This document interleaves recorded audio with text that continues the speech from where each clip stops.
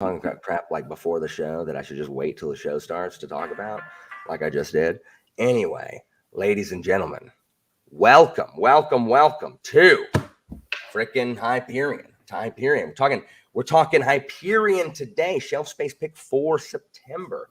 Angela is my wonderful co-host, but we also have a special guest, a special secondary co-host, and that is Evie. And Evie is here to supply us with all of the references, literary references that Angela and I would not have gotten because they start talking about poetry and I'm like, I don't care. Anytime I saw italics, I'm like, okay, can I skip this? And I looked to see if there was like the Shrike mentioned, and I'm like, cool, I can skip it. I just skimmed it. I'm like, oh my gosh. Some of the poems were nice. Yeah, but after the third time I Googled and I'm like, oh, it's from Keats's Hyperion, I just like, okay, I'm just gonna move on. Like, I don't care anymore. I just wanted to see what happened. But that's why we have people like Evie here, so she can bring culture to the gibbering,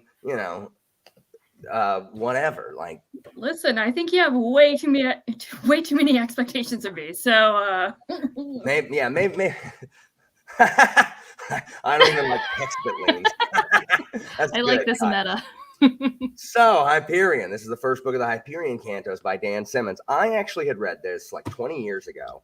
And I had forgotten everything about it except that I thought there was an evil clown. It's not. I'm thinking of the poet, and I think I'm thinking of the poet specifically in the second book. And and then I remember the priest's tale, the first story, and part of the scholar's tale as well. Yeah. Everyone else, Angela, this was a reread for you, correct? Yeah, I read it. It was actually one of the first books I read when I moved to Boston. So I read it in the fall of 2015. So I guess that was about 6 years ago, which that is about the time that I forget anything important in a book. Sometimes it's shorter. But like you, I remembered the priest's tale. That has never left me. It's terrifying to me. I remembered the scholar's tale. And then I couldn't remember the last tale to save my life. Like, as I was reading the book, I was waiting for my brain to like click in, because every other story as I was reading it, it clicked into place. And that one, I was just like, yeah, same. Completely forgot that one. Same. Evie, was this your first read? Mm-hmm. Yep. Nice. Very cool. Very cool. So we're going to talk non-spoilers here to start with, and then we'll go ahead and delve into spoilers in the individual tales themselves, because everyone who reads Hyperion has their favorite tales and then their least favorite tales. And so we'll talk about those. And I do think that the fact that each of the tales has a different writing style is really cool. Like, I do like that. So there really is kind of something, the different genres, if you will, that, you're more likely to like or not like. I was compelled by the opening with the console and the connecting narrative where they're going on the Shrike pilgrimage, and one of them is going to get their wish, and then the other 6 are going to die or whatever. Because the Shrike, from the very first, I've always liked villains and cool, like terrifying villains. So from the very first time I read this a long time ago, like the Shrike sold me, and I'm like, let's see more Shrike. There is less amount of Shrike in this book than one would want, really.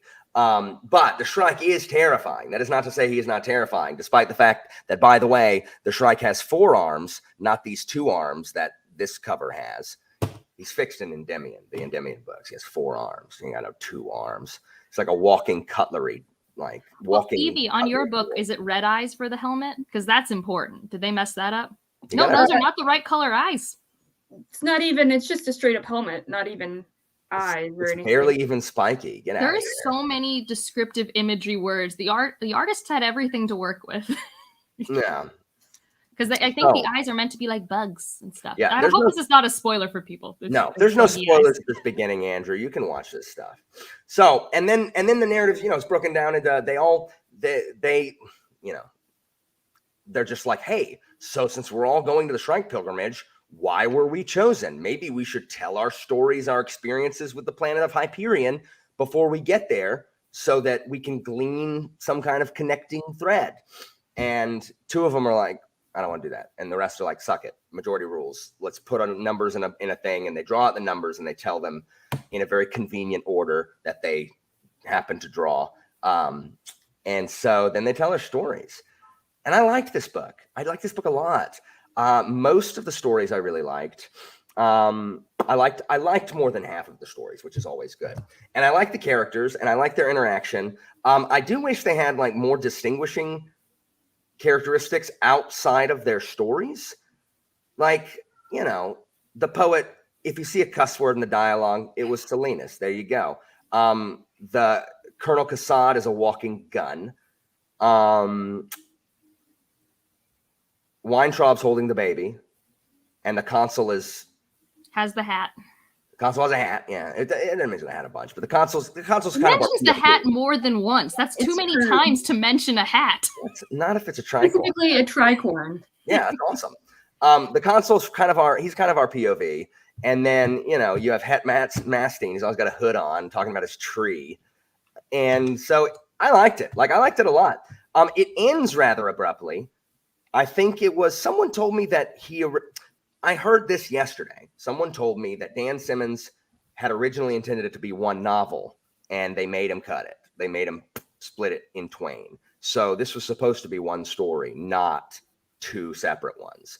Mm-hmm. So with that being said, I'm actually going to reserve judgment until I finish the second one again, which again, I read 20 years ago. I read it right after the last time. But it ends kind of abruptly. And I'm when it's over, I'm like, okay, like what was the point? Like, what was the point? Was the point so that we could have a, Wizard of Oz reference at the end, so we could, Spoiler. Yeah. If you want to know what old timey book is referenced at the end, I did just spoil that. I guess we don't have context whatsoever. I apologize. It's actually not even the book. It's the Judy Garland movie. They do reference the movie in the year like 2800 or whatever it is.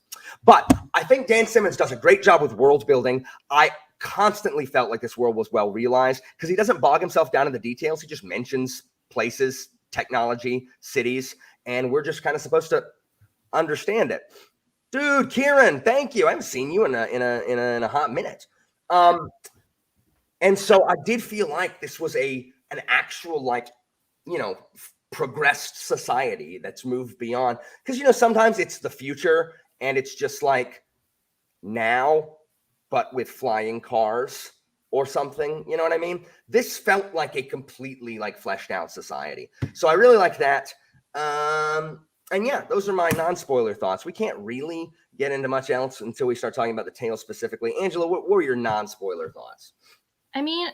So I think, like you said, an interesting part, a choice that he makes is that I don't actually know if you said this here or in our behind the scenes chat, but I'm referring to Alan talking about how every story is a different genre. And I don't know if you said that here or behind the scenes. Because if you guys don't know, Alan can't wait to talk about a book before he hits the live button. That's true. Things happen. Talk way more before the thing starts. You're right. But that does mean some of the stories won't work as well as others, and they're all long. I don't think there's a chapter that takes less than an hour and a half to 2 hours to read, and that's if you're fast, I think. So I think that's just pacing wise something I don't love, but it's still always. It was a 4-star read when I first read it, and it's still a 4-star read, and I was worried because the first half is the half I don't like as much, and I forgot when I started liking it until I was liking the ending of it. That it went from 3.5 to 4 stars. I will say that although you're right, I really do like the world.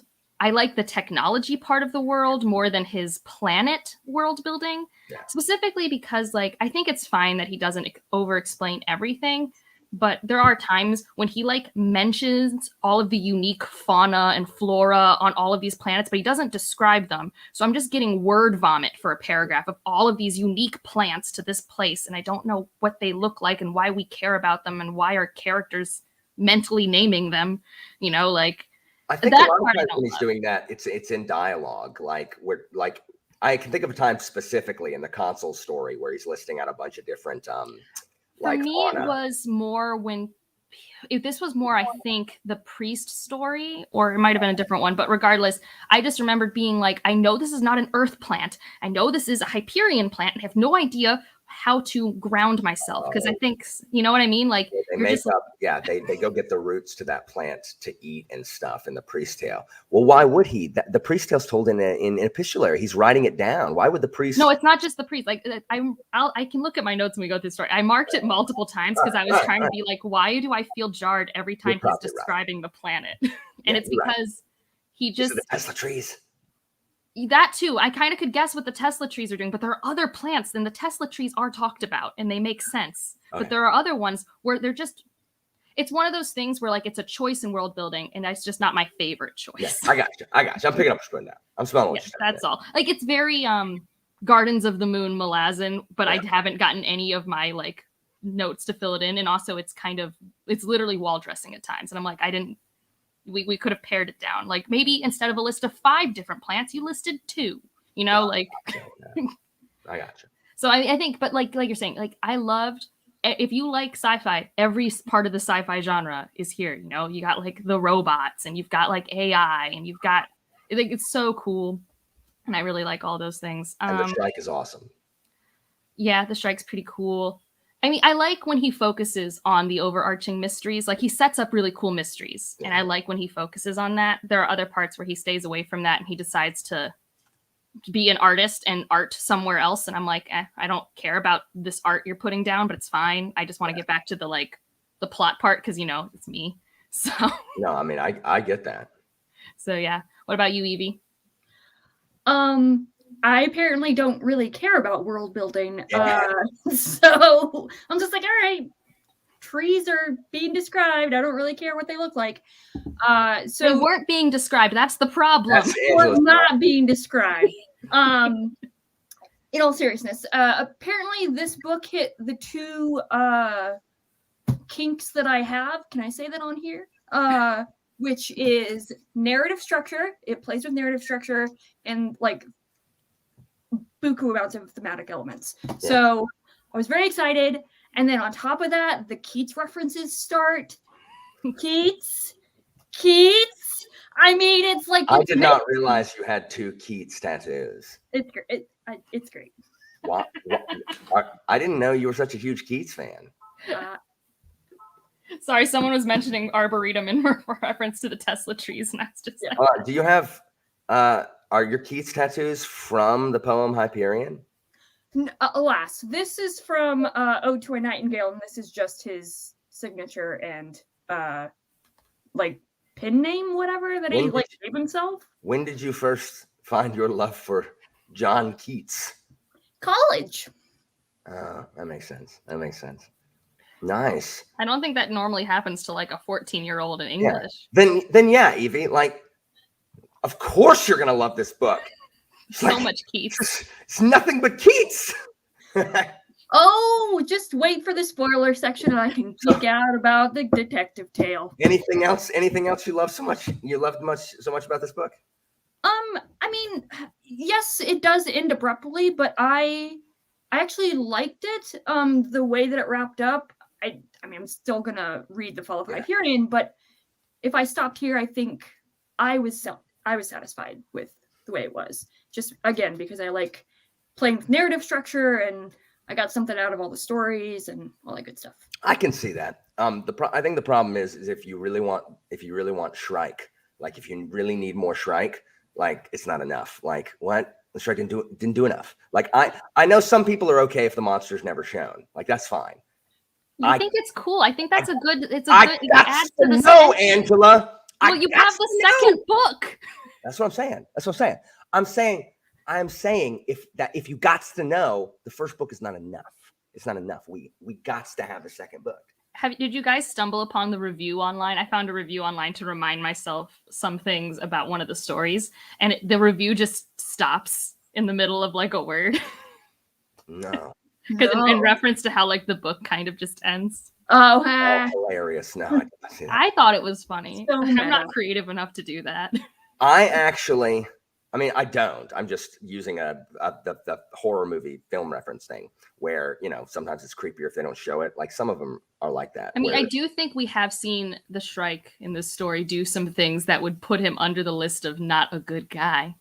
But... I need to see which one of them ends up on the trees. That I got to know. So this time the internet exists. Now that I read it this time. Last time, I think if there was internet, it was I was about to say the internet existed in '89 when this book was written. It wasn't as widespread. Angela. I'm just saying. Angela, do you think I knew one person that had the internet in 1989? Do you think I'm just letting you know that it existed? Angela, do you think that's what I'm talking about? Do you think I'm talking about someone's basement with their huge UNIVAC computer? I mean, by the time I was a kid in the mid 90s, there was internet. When did you read this book?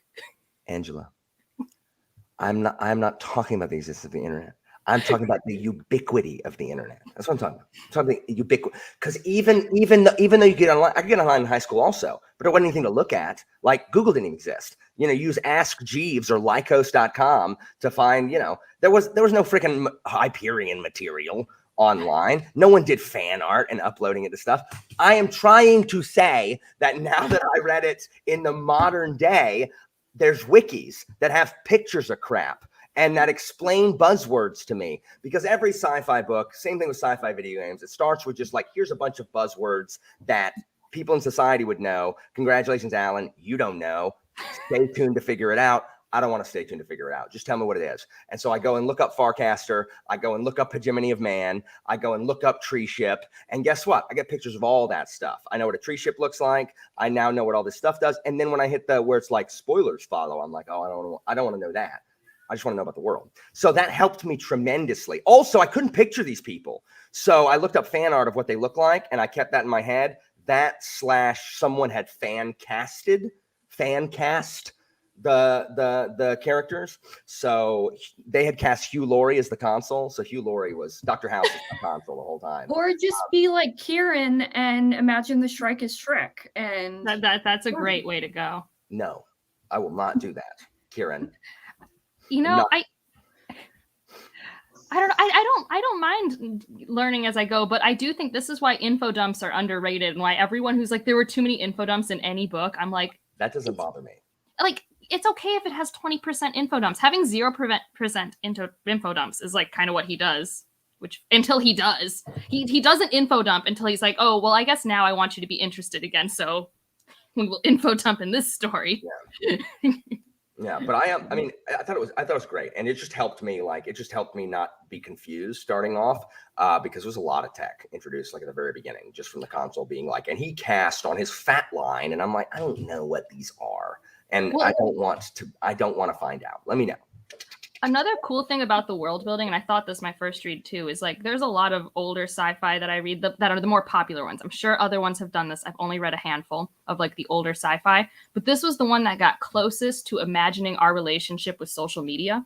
Yeah. And I thought that was really cool because, I mean, this is in '89. That's still before like a mobile device that can connect to the minimal internet that existed, and the internet hadn't done what it was doing, so I thought that was really cool. I thought the idea of the all thing was cool anyway. Like you're connected to it and you can constantly vote on like legislation and stuff. Like if you're interested in that, where, usually like people vote on like two things like a day or a week or something like that. And then there's the people who are jacked in and are just like obsessed, just like people, all they post on Facebook is like politics stuff. Those are the people connected to the whole thing all the time.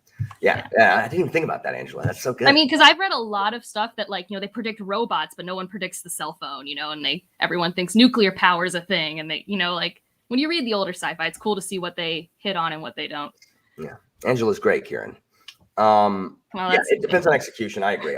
Info dumps don't bother me because again, I don't like being confused. And if people are rude, they'll be like, oh, well, Alan, you just like hand holding. I, an intellectual, don't like my hand being held when I read things, as if that's some kind of like, you win some kind of like, e-peeing contest where, oh, I guess you're a better human being than me. Guess I lose at life. Oh, well, you don't have to be rude, but I am fine with having it info dumped and not being confused for 90% of a book before something is finally explained to me. So if you just felt attacked by what I said, it was intentional. Not you guys, but people like listening. Evie! Oh no! I felt attacked. If I don't like being spoon-fed, Alan, like some people.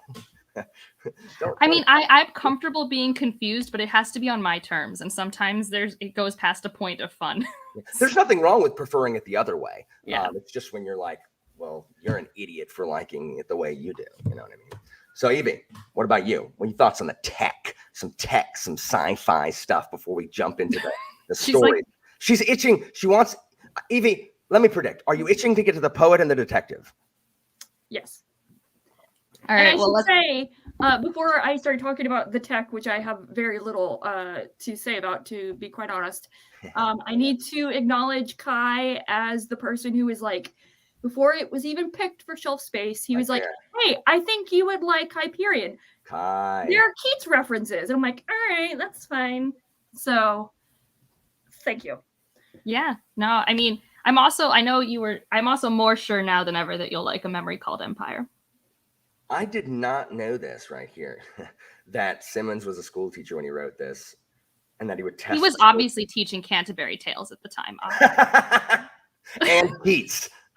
Like, obviously, right? That was the weirdest, like, class. Like, what kind of professor was he? It's possible he had two different classes. I mean, teachers don't normally teach just one class. They usually are overworked and teach a lot. So, all right, well then, guys, let's jump into this. Let's jump into these stories. Let's go ahead and start. We'll start with the Priest Tale, who is first. So, Priest Tale is one of my favorites, and the Priest Tale is one of my favorites because the Priest Tale read like a Lovecraft story to me. That epistolary format where they're writing in the journal and things are fine and they're trying to kind of figure out a mystery and things just slowly kind of, you feel this, something's off a little bit. Because Lovecraft has a bunch of these stories that are written like, today I, went and investigated my friend's house to see what the thing was or whatever. And you realize something's wrong pretty early on. And then it just gets creepier and creepier. And the narrator always gets insaner and insaner. And there's just this sense of wrongness and dread and just creepiness. And it felt so much like I was reading Lovecraft in that first story that I loved it because I'm a huge Lovecraft fan. So I liked it a lot. I liked that first one a lot. Just a weird story. Creepy and like the sexless Down syndrome, like weird tribe after because they had been, resurrected for 400 years, and every resurrection, it like makes a slightly more imperfect copy. It's just weird when they're like, we killed him so that he would die the true death, so that he would bleed out his lifeblood on the stones. Well, why did you kill him? Because he needed to die the true death. Well, yeah, but did you need to because he is not of the cruciform? Like, oh my gosh. Like, it is so, yes, I agree. Oh no, yeah, this is the one that like I could see the movie happening. Like, I was just like, oh, and like when he like realizes he can't remove it, I just like can't even. I'm just like, oh. Yeah. I did not know that he was primarily, look at your brain on books here, like dropping the factoid. Oh, I did know that because people in my Discord had read The Terror by him and like actually paused reading this because it wasn't horror enough compared to his other stuff. I did not know that. I thought he was a sci-fi author primarily because the only books I've ever heard of by him are Hyperion Cantos and then freaking Ilium, the ones that are on Mars. But anyway, this is definitely a horror story. I liked it. I remembered it, like the fact that they couldn't get it off. I had forgotten, like I knew Father Dore crucified himself on the Tesla tree. I forgot that he couldn't die while he was doing it, and that he's just, and I was like, oh, holy crap. So, I don't know what else to say about it other than the Shrike was down there with the weird parasite fungus things. Yeah, like this had like a part of the intrigue that I still don't remember how it plays out, where we have one of the worlds with the labyrinths, and they found this in one of the world labyrinths. So that was cool, and that's when they meet the Shrike. How many are there? Like 9 labyrinths? 9 worlds have labyrinths. 9 out of 176 web worlds, and another 200 some colonial. Yeah. That's the quote. No. Sorry. No, I mean, I think I like this story, and I don't actually dislike what I'm about to say, but it is like a thing that like it itches at my mind. It's like, how does this thing work? Like, why does it do what it does? Like, why?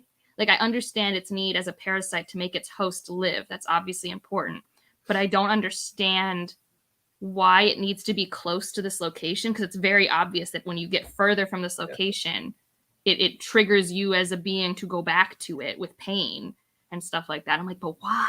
Why is this important? Because it seemed like the temple below it was symbolic that you would regenerate anywhere, you know? Why does it need to be in the form of a cross? Yeah, I think that's probably more of a literary device than actual like biological. Evie. Oh, sorry. Go ahead, Angela. No, go ahead, Evie. What are your thoughts on the priest tale? I thought you were gonna be like, "What's the literary reference?" And I'm like, "I don't know, the Bible." Obviously, it's the priest. So I admittedly, I was very uncomfortable with this one initially, just because of the tribe and how they were portrayed, and I'm like, "Ew, it's gonna make me a little." Ew. It was an ick story. Yeah, I highlighted the sentences of how they were described because I'm like, this is not a sentence I would write today. It's 1989. It's 1989. Like, I don't know. I should think better of 1989. It's not that far away. Yeah, I mean, I grew up in the 80s. It's like 30 years away. 30 years ago, we shouldn't use some of these phrases. Yeah. I mean, yeah. So, it got the point across. But yeah, so anyway, so that's basically the summation of how I felt initially. And then at the end, when it's all kind of like, you know, the people don't die, they just come back to life and they are resurrected essentially in the what do you call it?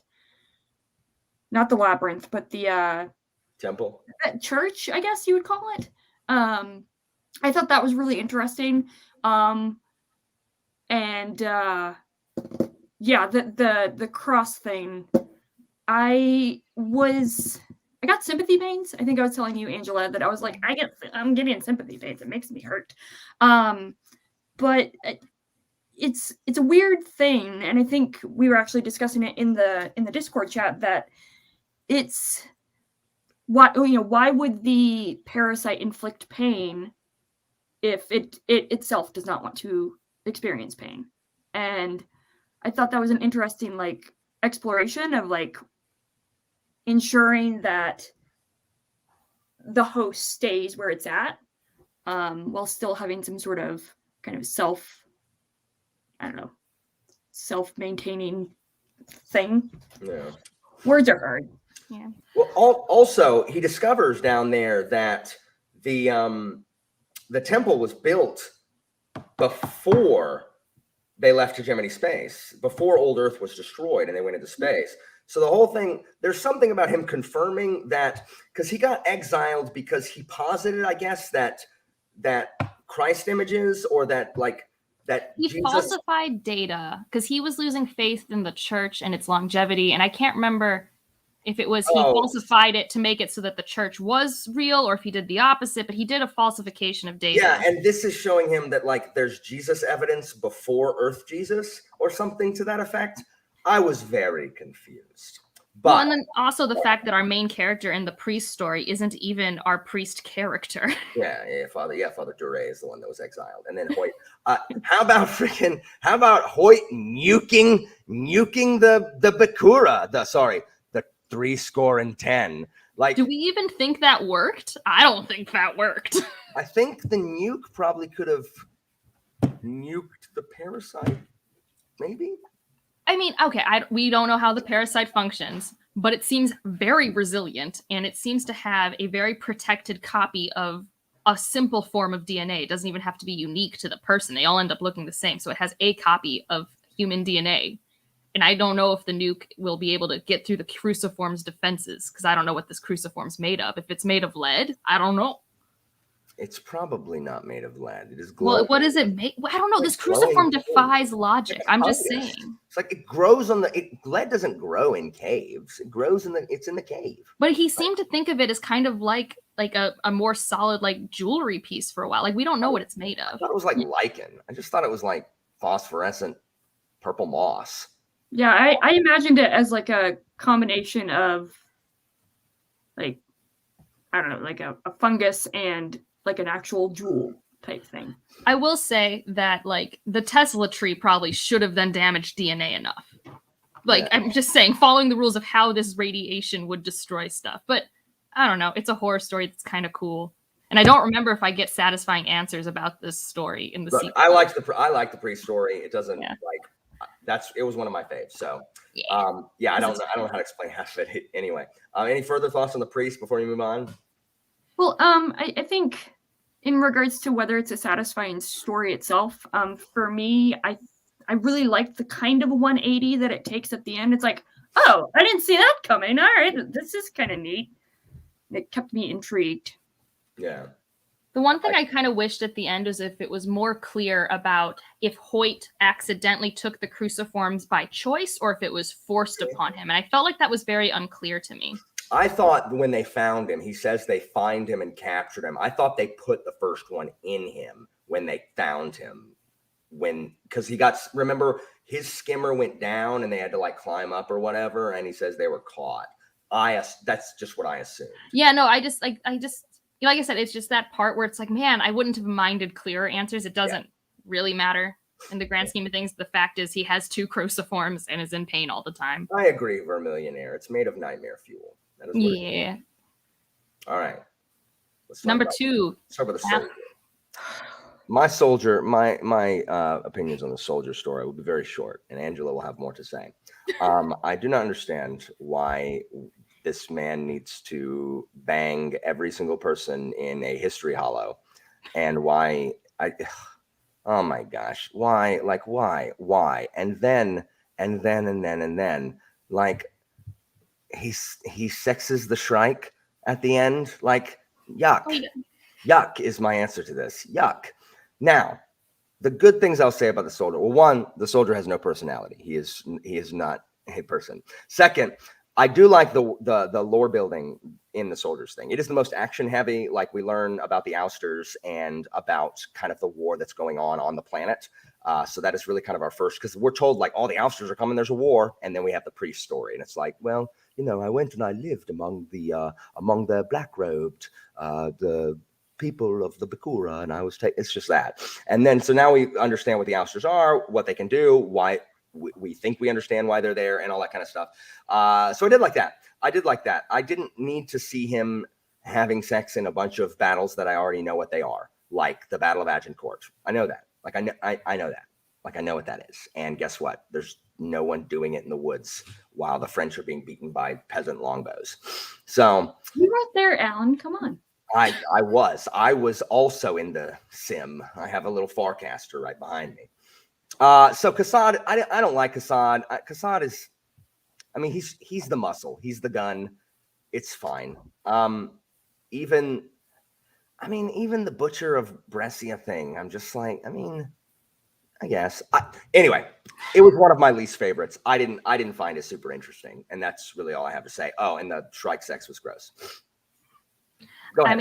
So I will say that I didn't remember this story, but I did remember the end scene, because when I first read this book, I was like, oh, of course, this is a sci-fi book in the 80s. We have to weaponize the vagina. That's what we got to do. So, that's what's going to happen here. And I was not surprised by that.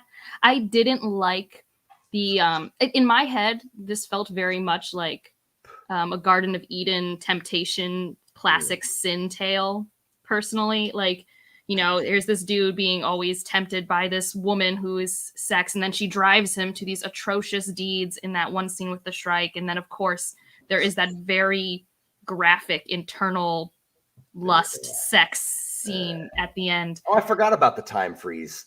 Yeah, there's that whole like battle thing, which is kind of cool temporally, but like, so I didn't love that. But on this read, something I did think was an attempt at something that a lot of authors hadn't done, and it makes sense in the context of when he was writing it, is Qassad is Palestinian, and like an ignorant person back when I first read this book, I honestly did not know Palestine was a country. Like, it wasn't like, you don't get taught about Palestine in my history classes in high school. You get taught about Israel. And so the fact that he chose to make a Palestinian character and talk about that was kind of interesting in how he portrayed it. And it was probably based on some of the massacres and stuff happening at that time.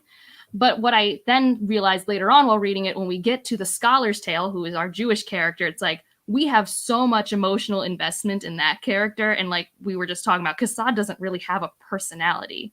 He's someone who's, you know, doesn't have a home, who fell into the military, who only knows how to be this ruthless person or this lust sex machine. Like, these are, and it's completely tied to a moral basis.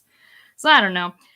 It's fine. I think I wish the info dumping would have been cooler if it was just going to be info dumping. Like, I liked the technology, but like, I'm not that into military history. So like a lot of the references to classic battles, I'm just like, I'm sure I could look this up, but I don't really care. Like, I was just, I don't know. I was interested in what happened at the end with that woman and the Shrike and like what's happening and what it all means. And like, you know, it's another nugget to the puzzle, but I thought it was a little long for what it did accomplish. And like you said, the ousters were cool. Jake, I despised the detectives audio. Despised it. I thought the poet was excellent, but I hated the detective. Like, ugh. How do you feel about Angela saying the soldier is her favorite of the stories? I mean, that's fine. It's not fine. You have to take a stance. You have to. Well, she also didn't like the scholar tale, so this just shows me that like we have a good metric for figuring out taste for character connection, and like I think it's a good experiment. Angela, you have to browbeat people. No, that's Angela. why you're here. Angela. Also, whenever you say Angela's name in your TBR videos, I flinch. I'm like, wait, I'm not reading that book. I literally know like 4 Angelas on book 2. I flinch. Sorry. Well, I'm committing you to things you don't know. Evie, the soldier's tale. How do you feel about this right here? Initially, Browbeat. I can see why it can be a favorite. It is not my favorite, but should be no one's favorite. Well, so here's the thing. I was genuinely disgusted. I thought I was going to puke at the end of that story initially, but the more stories I read and the further I got through the book, I'm like, there's got to be some sort of meaning to it. And the more time that has passed since I finished the book as a whole, the more that I think about how the Shrike is basically like, I don't think the woman was. It's not Harry Potter, Alan. No, I'm trying to put pincers. I'm trying to put spikes on my head. Yeah, I don't even think the woman is real. Like, I think that is the Shrike, and I think the Shrike is infiltrating and using the war, like simulations as a means to draw this Qassad to Hyperion. That is my theory. Shrike is Snake. Yeah, I thought they were the same too. I thought the Shrike was just pretending to be a girl, and this is gross. I have to be very quiet at this point because this is some of the stuff I do remember from future Okay, books, well, so. yeah. If you don't want a concrete answer, don't keep reading the books. If you want one, I do want of course I want a concrete answer. Well, some people don't. Like, some people don't like when things like. I do. Oh, well, okay. Oh, I know. That's why I'm glad you're picking up Sanderson. That's why I'm happy for you. Good. All right. Are we done with this? Are we done with the soldier? Thank goodness. Well, unless Angela wants to say other reasons why.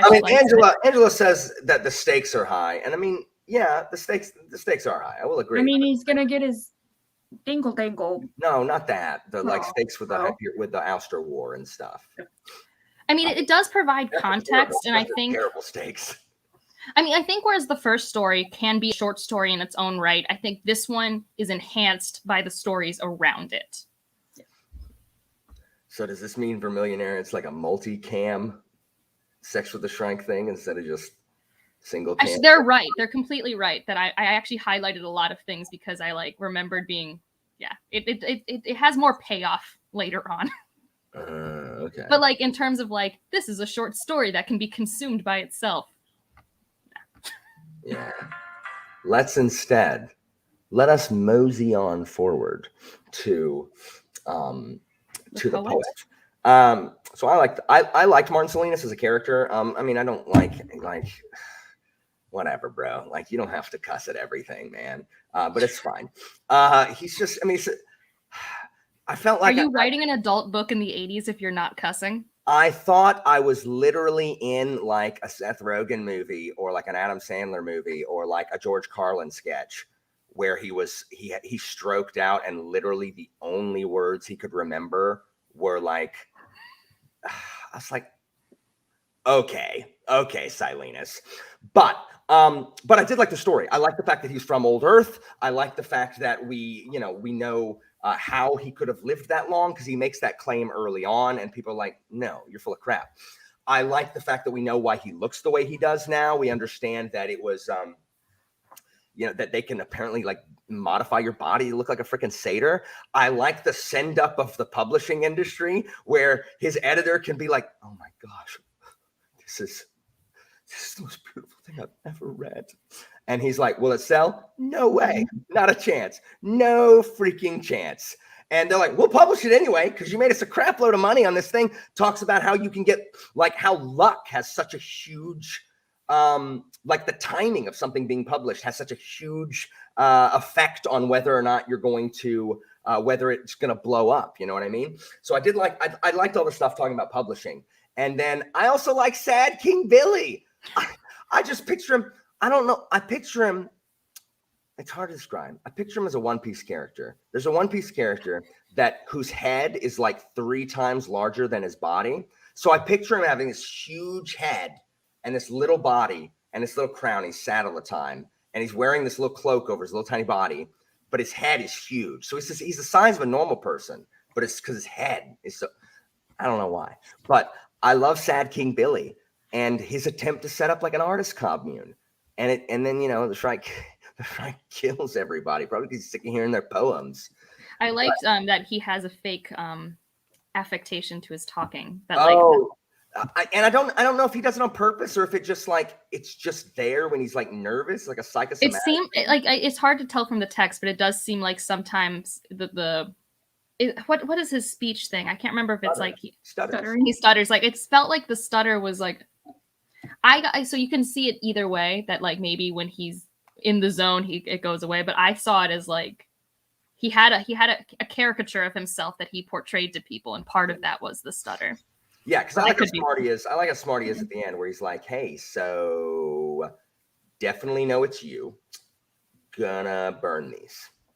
Yeah. So yeah, well, it's because he had that freaking that house. It's like lottery winners. They go out and they buy a bunch of crap, not understanding that houses and cars and all these things have like taxes on. Well, he also didn't have a prenup with his first wife. Yeah, who stole all that stuff.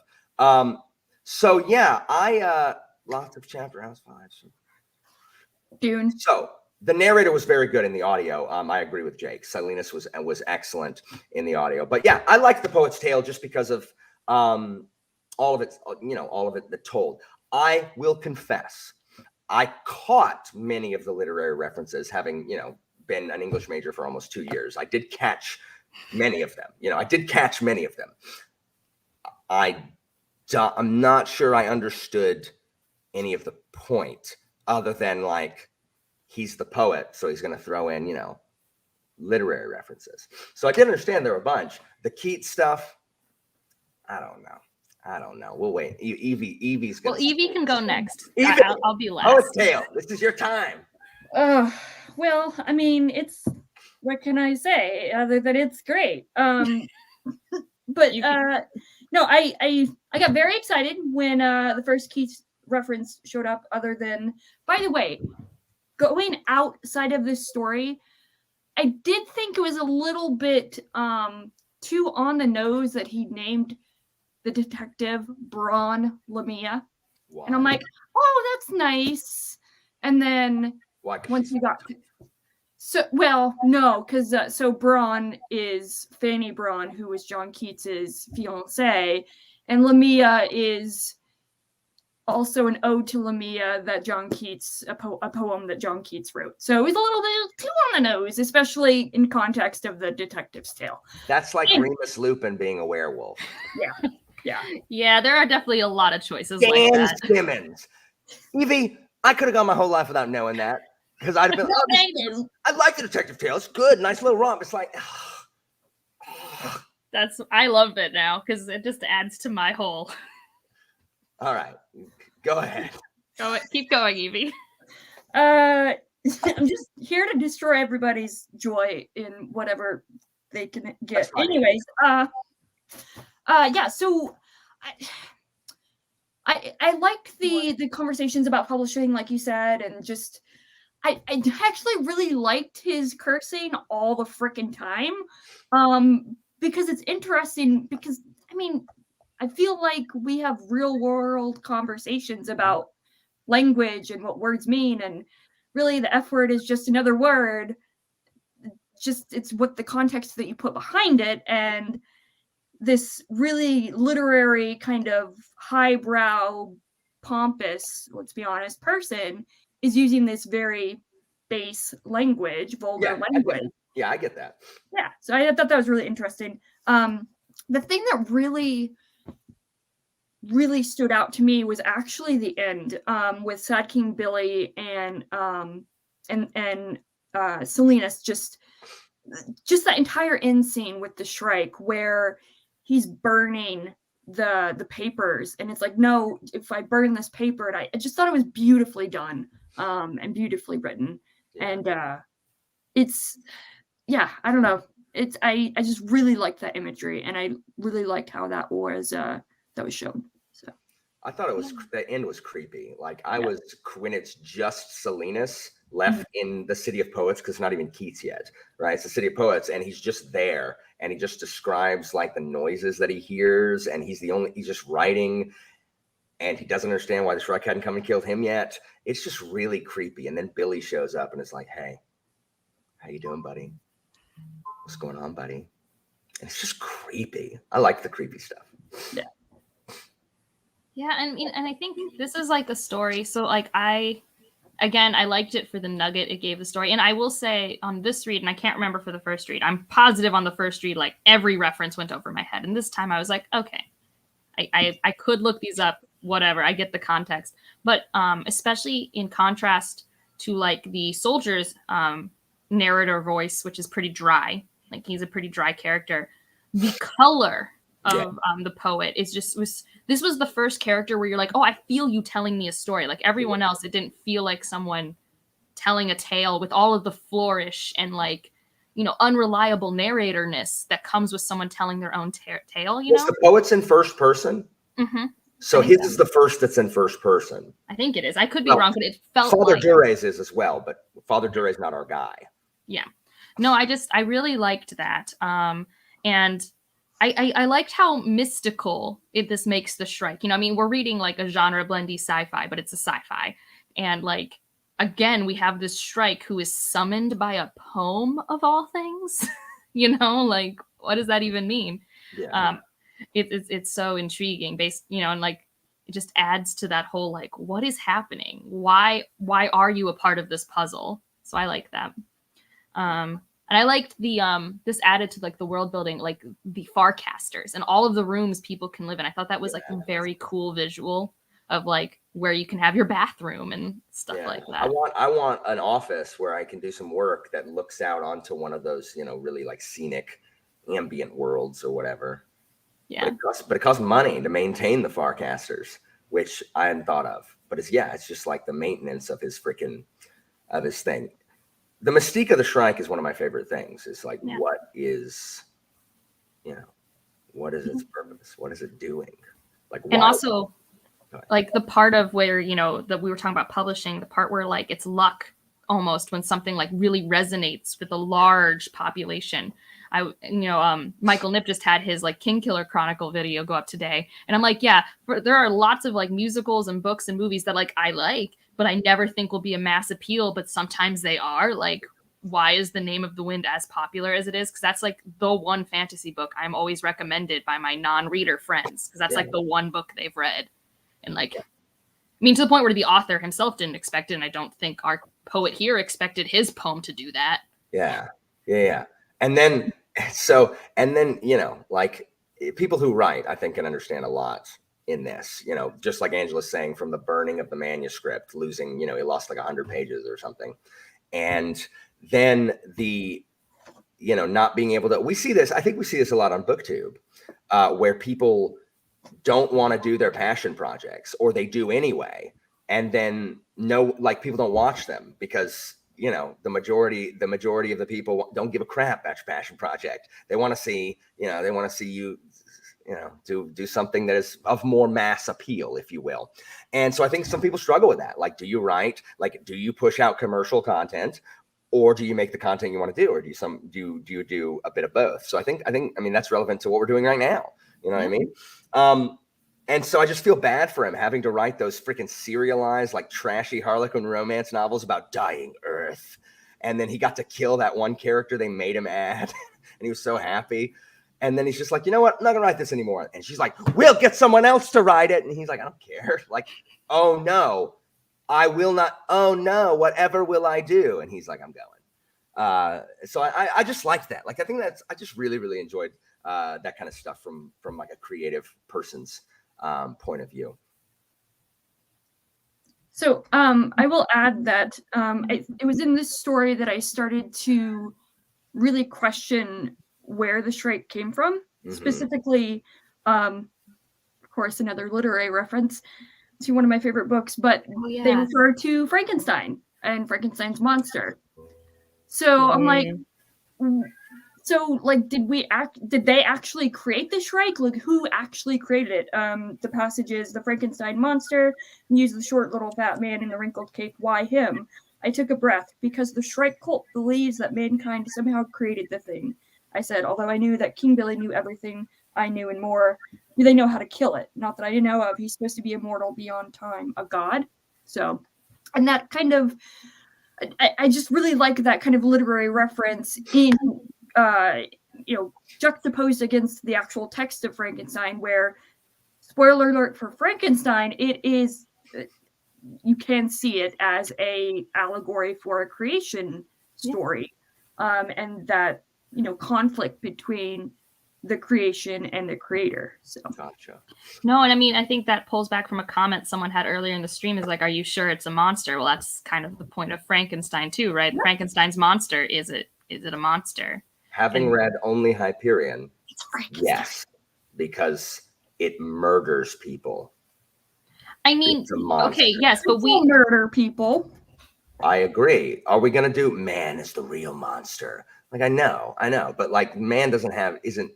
We also just don't know what the Shrike is. Is the Shrike one consciousness? Is the Shrike many? Does the Shrike have consciousness? Is the Shrike just code? We don't know what the Shrike is. It is a large robot with multiple arms, red eyes, and made of swords. But it has cool temporal powers that are so cool. Look, it's a murder machine. It's a murder machine. Mm-hmm.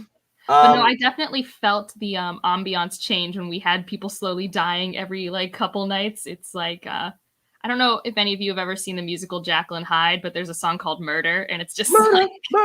Yeah, that's the song I had. Yeah. It was in my head. Yeah, that's great. I really like the Poet's Tale. Soul Weintraub. This is the middle one, and I think it's the middle one on purpose, because I think it does. I think the Weintraub's is the most accessible.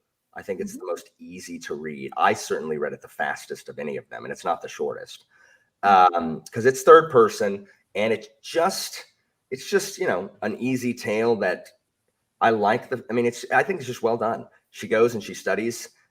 His daughter Rachel wants to be an archaeologist, goes into grad or postdoc school and does research, gets blasted with what do they call it? The time tides. Yeah.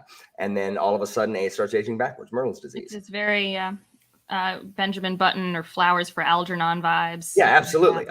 Benjamin Button obviously came out after this. I just meant was Algernon written before? Flowers for Algernon, I don't know when it was written. It was written in the 50s, 60s. Okay. Yeah. So and just it was just sad. You feel bad for Soul and Sarai.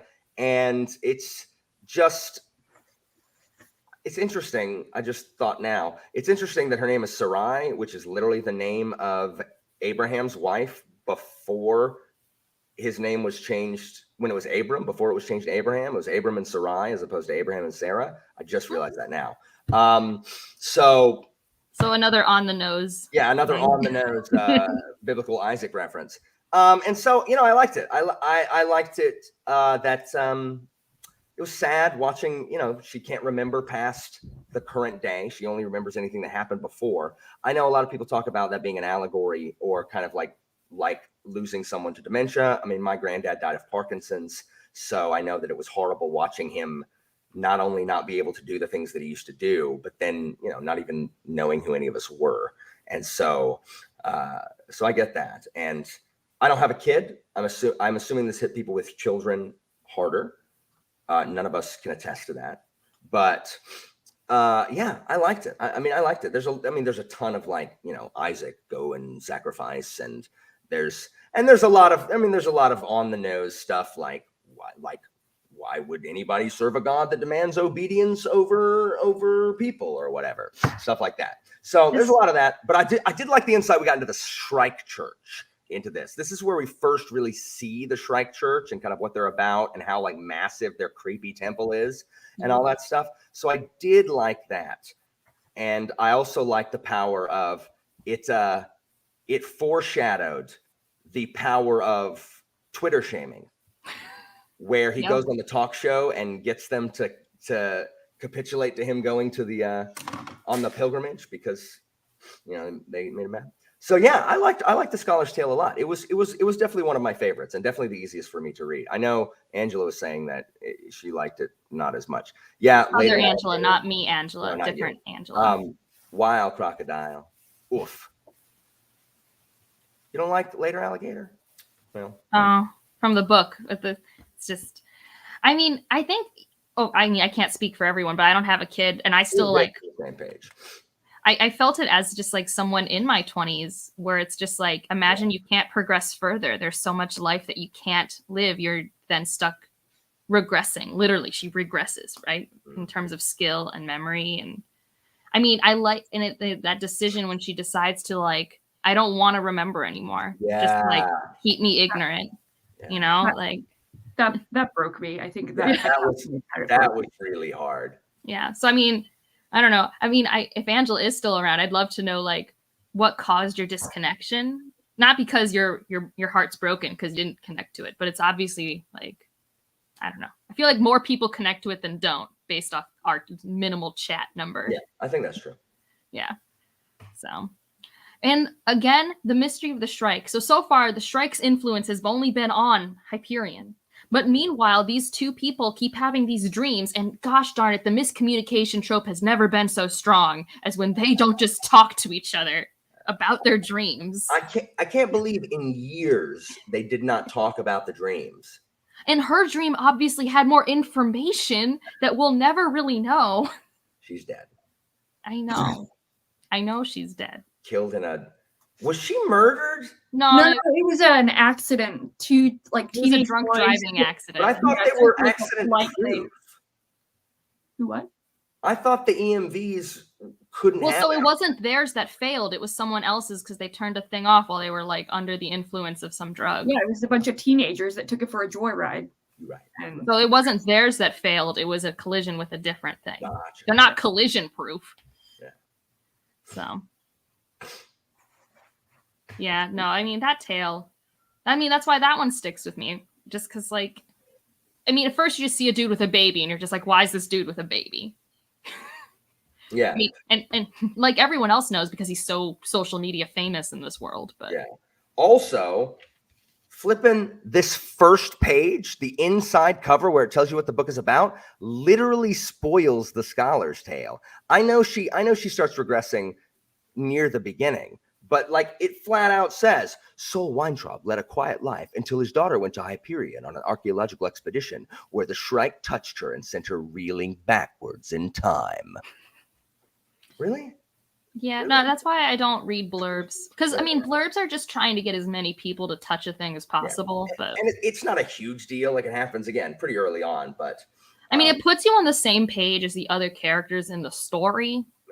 Well, we also in this story get more information that the time tombs are not the same in structure. They have they have different names. The Sphinx, the Jade one, the Jade. Wait, are there 7 of them or 6 of them? 6 I can't remember. I have no clue. I was just curious because now I'm trying to figure out if there's like a temple for each person. Yeah, but there's the Sphinx, and then there's one that's Jade, and I thought that was cool. And yeah, is this where we finally are told directly that they're traveling backwards in time from a future time point? I know we are told it in this story, but I don't remember if this is the first time we're told it. No, I think we're told that. In like the prologue with the console is that the time tombs are opening. They're moving backwards in time, I think. Yeah. I just always thought that was so interesting. It's like you have this thing from the future. It's coming. that blurb is from Salinas' publisher. You're probably right. Yeah. Oh yeah. Yeah. I was just gonna say that I think more than any of the other stories, I think it's really highlighted in this one about this kind of running theme throughout the entire book, but again, especially in this story about just existence, loneliness. Like all of the pilgrims are alone. Like even before they start coming to Hyperion, like they are isolated. They are, I don't know, whether it be physically or mentally. And there's a passage that I highlighted for Soul. It's after his wife's death that he's talking about, like, well, basically we like concentrated, we lived for Rachel, and then what do I do now that Sarah's gone? And Rachel's basically like, I have to take care of her. Like, what do I do? So he's kind of lost there. And I thought I liked that. I'm very confused. Is Rachel going to turn into like a fetus? Well, they ask that like in the story. So they ask if she's gonna go poof. They don't really know. Yeah, that's weird. Flip. Yes, I agreed to all that. I had something else about this particular. Oh. It's for after this. Yeah, this was a good one. I like this one a lot. I've seen a couple people who haven't liked it besides not this Angela. But I think most people like this one a lot, especially people who have children. Your Brain and Books has young daughters, and he said this one was tough, and I can imagine. Do you guys have anything else about this? Oh, Philip Chase. Welcome, Dr. Chase. Yes, exactly. That's what I remembered before I reread it. Philip, you could have only read it at most 3 years before I was born. I was born in 92. Yeah, I was born in 82. Well, now we know our age difference. Could not have read it before I was born. You're 20, you're 29. I will be in December. Okay. Do y'all have any other thoughts on the scholar before we move on to the detective? No, I mean, I guess I wished this was more like the first story where we got more of Rachel's perspective directly instead of the father's, or even had more of the mother's, just because like the few interactions we saw between the mother and the father were actually very classic, what he says goes kind of things. Like, I mean, we spend a lot of time with him, and he converses with his wife in the story we get to consume so few times. Yeah. It was obviously two people suffering together. But I liked the early sections with Rachel. I also wish we'd gotten more, but yeah, because I think Rachel was really awesome. Rachel reminded me of a lot of classic children characters like Anne of Green Gables and stuff, where they're very inquisitive and curious. I missed one. I missed the real fourth tale before we did this. Het Mastine, who apparently is able to ditch out so we don't have to talk. What? Like they find no body, but his room's full of blood. And this is right after the tree ship blows up the night before. And then they find his, in his pocket, he had, I guess, 4, right? He was supposed to go before the scholar, right? Or was he supposed to go before the detective? Detective. Oh, okay. Then we're where we need to be. We're at Het. Yeah, you're good. You haven't skipped anything. Yeah. So Het Mastine, we don't get to learn about his story for whatever reason. Who knows? And again, talking about it too much will, I'm certain we find out in book 2 about headmasting. So let's move on. We kind of get him at the end though. We don't get to talk to him, but we do see him approaching the temples a long way temples. off, and are just like, that must be headmasting. And it's associated with the death of the tree in the galactic battle that takes place above their heads. Yeah. Which is very picturesque. Mm-hmm. So, the detective. I like noir stories, and I think your enjoyment of this, much of your enjoyment of this, will depend on whether you like one of two things: noir stories and like AI Matrix stuff. So I'm at war. I don't like cyberpunk. I do not like cyberpunk as an aesthetic. I love steampunk. I don't like cyberpunk. I don't like their dumb haircuts in cyberpunk. I don't like how they always have crap they have like outlets on their face to charge their phones and plug in the lamps like on their necks. I do not like the cyberpunk aesthetic. I never have. It's just not my thing. This does not mean I cannot enjoy it. I enjoyed The Detective's Tale because I like noir stories. I like that in this one we have, a girl detective, a girl hard-boiled detective who apparently has an on-the-nose name. Ridiculous. And then, it's not the femme fatale that comes in. It's the gorgeous dude who comes in instead. So I did like the mystery, and I like the detective. I did not understand much of this story until I was done and then went and read a summary, and I'm like, oh, okay, that's kind of what I thought. But I don't understand really advanced like computer tech that well, just in general.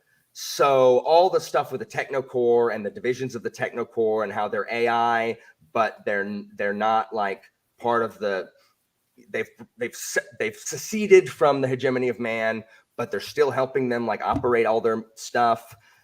But fine, okay, like that's fine. And the dude who's like, I'm being chased by the black metaphages, like bits of code that are like trying to eat him and stuff. That was cool, like imagery, like very Tron kind of thing. So I liked it. I mean, I did like it. It's weird, the cybrid thing, like doing it with this like and being like, I thought you were a robot. How is she pregnant now? Weird. It's a hybrid, so I took it as like a hybrid organic biological being and a robot. Like that's why it's a hybrid cyborg. Obviously, you install a sperm bank into your hybrid. That's weird. Do you have to like refill it? Like, yeah, probably. Sperm does not live that long unless they had like I don't know, guys. I don't know how the hybrid works. I don't want to discuss the inner workings of how that works. Alan, you're right. you brought it up. I mean, also, I'm just gonna say the Shrike did it. So... The Shrike's not even in that story. Oh, the Shrike is in the form of the temple. The Shrike Church? That's not the same. I mean, I guess, but what if the Shrike is what allowed for this weird miracle to happen? We have been having biblical creation-like miracle things happen in every story. Why not the Shrike being involved in this one? I didn't see him kill anybody. I back to the story. I do agree that my least favorite part of the traditional noir is the male gaze sometimes and how on the nose it can be. It's just exhausting. It's not a big deal, but I'm just like, I liked the gender flip. And ironically enough, once you do have the gender flip, the female gaze he chose to write is still not as abrasive as the male gaze I'm used to. I'm like, oh, come on, tell me more about his biceps. Like, why aren't we hyper dissecting this man? Yeah. Like, it still wasn't to that level. It's like, well, to Dan Simmons' credit, maybe he doesn't know what makes a man attractive to women because maybe he didn't have any repressed stuff going on. But I don't know. I liked that. I did like learning about the AI because I do think like this whole time I'm like was trying to remember stuff about the all thing, and we kind of learned the all thing's not really the AI.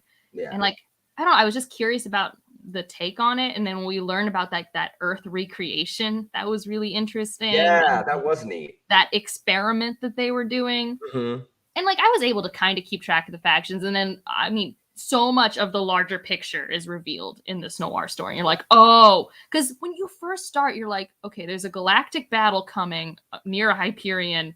and this is potentially the last pilgrimage on Hyperion. Why this coincidence? And now you're starting to get like answers. Yeah. I mean, even in the Scholar's Tale, where they're like not letting people do research at there anymore, and it seems like there's a higher political thing. You're like, what is happening behind the scenes? I just thought it was people being like, those are sacred sites. You can't do research there now. But like, you know, it just feels like, and this is where we get to meet, is her name Gladstone again, right? Is it in the story? Because our character is politically tied because her dad was a senator. That's right. That's right. Yeah, yeah. So I just felt like this one it was a fun mystery, I guess, but I liked it more because of its greater world building. Yeah. Mess. And I honestly, until you brought it up, didn't even think about the fact that biologically maybe she shouldn't be pregnant. Like I didn't even like make that connection. Look, I'm not gonna lie, I forgot who killed Johnny.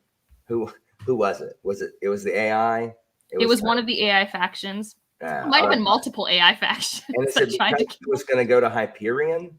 Yeah, they didn't want him to go to Hyperion because so nobody knows what's in the temples. And we even at the end of this book, we don't know what's in the temples. The time. And so the humans think maybe the AI sent the Shrike back and other things. And the AIs are like, oh, what if the humans have sent stuff back to fight us? I know that. But what does that have to do with them trying to stop him going to... I don't know. Why is Hyperion called Hyperion? Why is their obsession with Keats? I don't know. So Evie's got So I'm gonna back up and I'm gonna say that apparently I'm an idiot because I'm reading, like I was reading this and he's like revealing like, oh yeah, you know, I'm a cybrid, I was created from a poet. I'm like, oh, which poet? Johnny this, Johnny that. I'm like, what poet is it? And then he says John Keats. I'm like, oh, of course. I felt like an idiot. But to further backtrack, I don't like noir. I don't like detective fiction, at least what I've read before, but I really liked this because of the subversion. I do agree that I do agree with you, Angela, that it could have gone a little bit more objectifying. Yeah. In the female. I mean, if we were going to commit to the genre. Yeah, I agree. I agree. But I really liked it. So in regards to Hyperion, though, so John Keats wrote Hyperion. It was his first like long epic poem. And then what? Wasn't Hyperion unfinished? Nope, that's Endymion. Oh, okay, thank you. So he wrote that. It was one of his first published things, and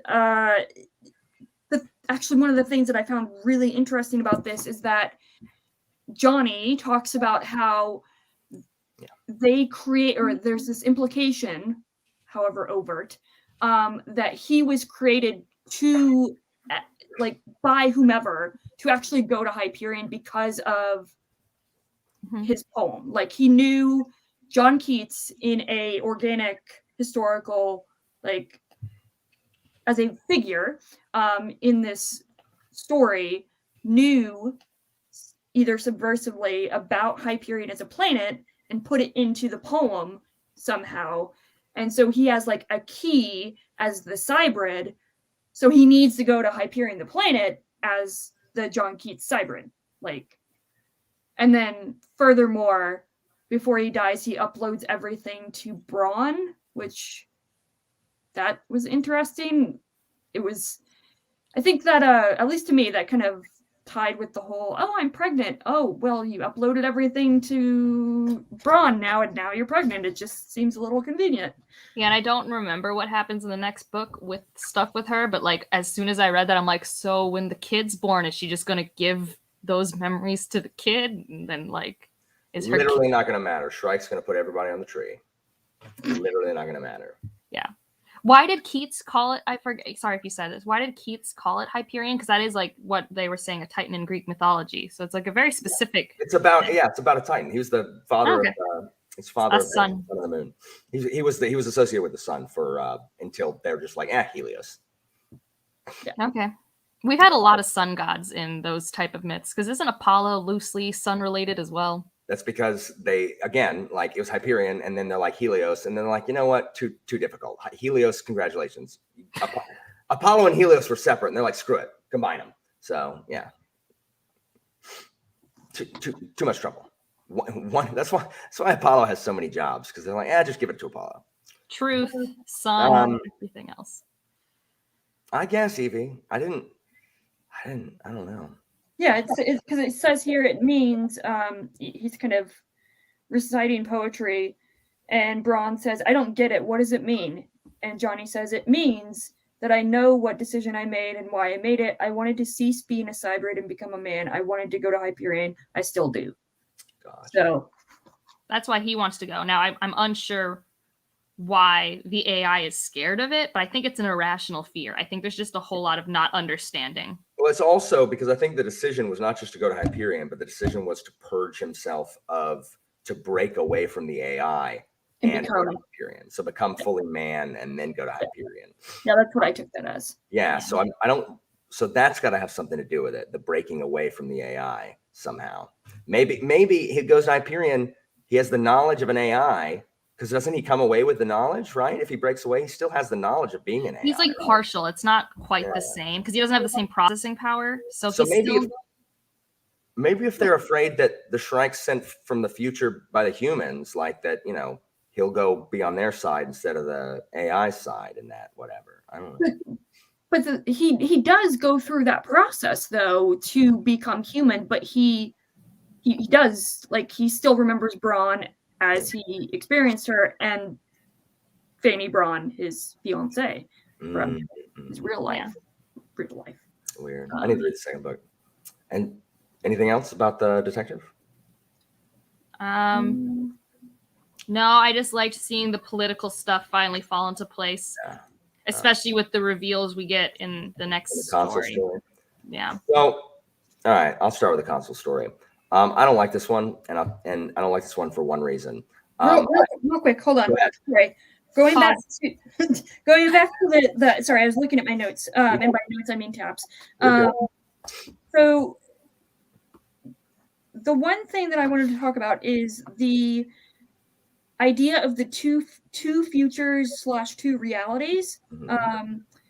One in which the Shrike Scourge, soon to be released on the web, and the interstellar humanity is a weapon for the core dominated future.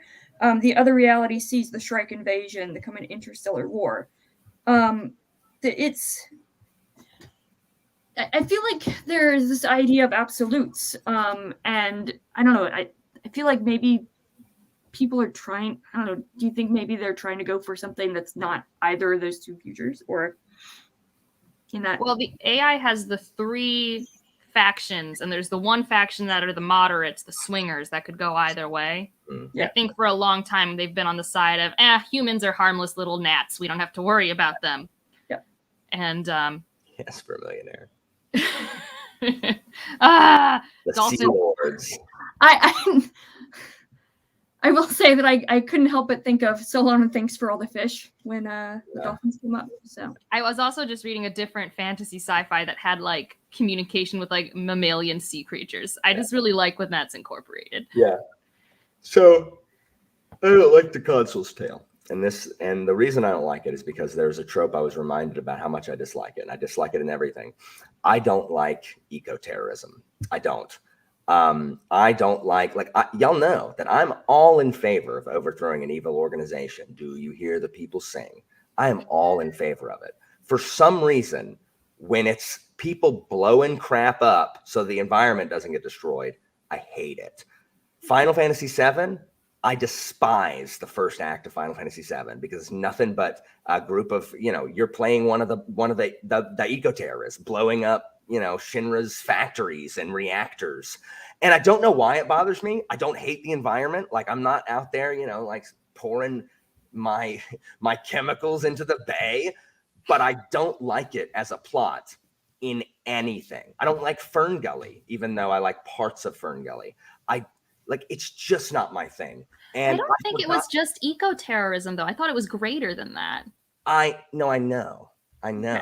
And there are parts, like I like when they're talking to the dolphins.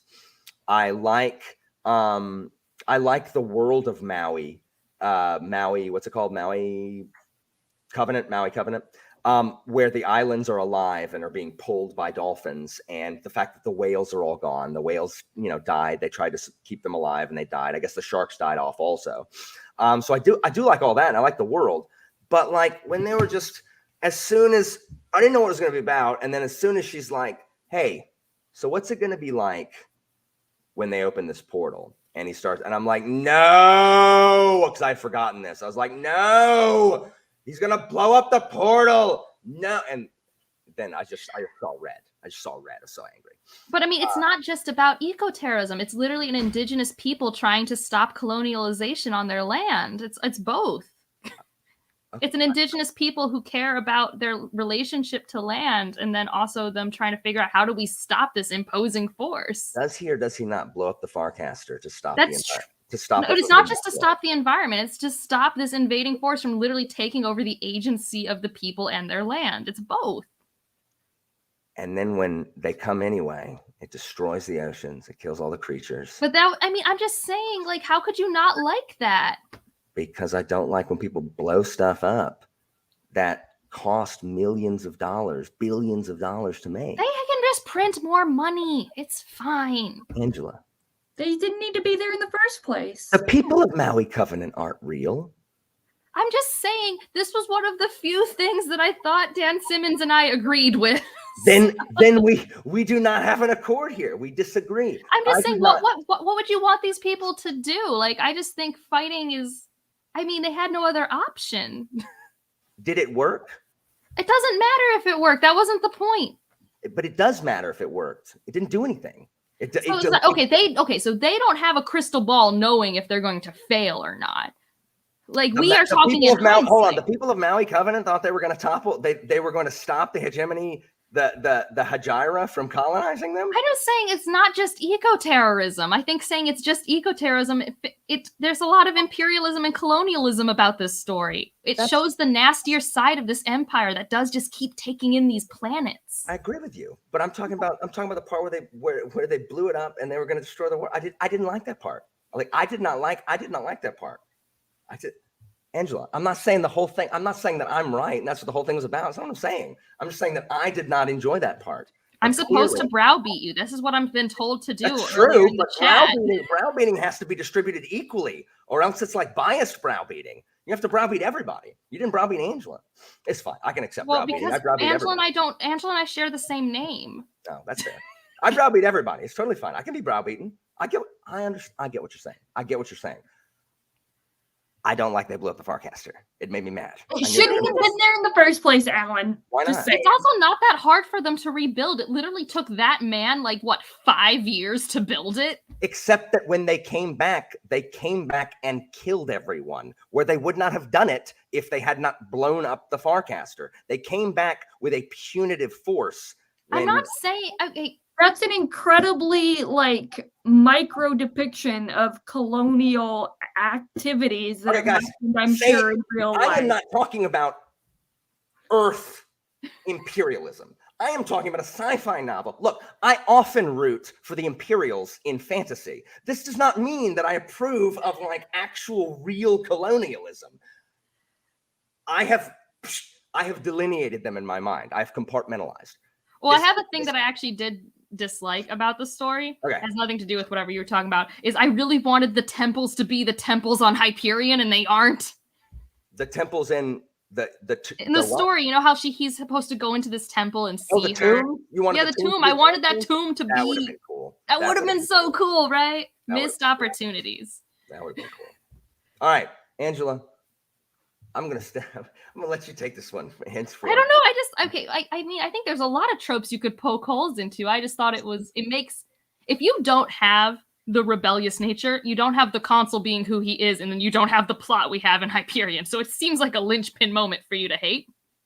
Because if he doesn't have the family history that he has, we don't have this triple agent force. That's and then true. We don't have this pilgrimage. Yeah, both sides have screwed him over. The AI core, the techno core, and the Hajira. And he's kind of with the ousters, which then we finally get a non-biased view. Ousters. Yeah. Sorry.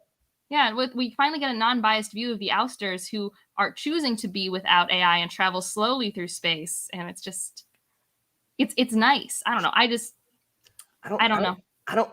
Guys, I didn't love the love story. I didn't like the love story at all. Yeah. I thought his great grandfather, whatever, was a complete dick. I was just like, oh my God. I hate you. Oh, Merlin or Marin, whatever. I don't know. Like I highlighted a line or something about how he's like, I can't believe I thought she was the stronger one. I'm like, she is the stronger one. Back off. Yeah, Like, yeah. who are I you? saw that line also. I was just like, you child. One of the scenes that I actually marked was when Mike gets killed by gosh, what's her face? Siri's friend. And I'm like, this reminds me of Romeo and Juliet a little bit.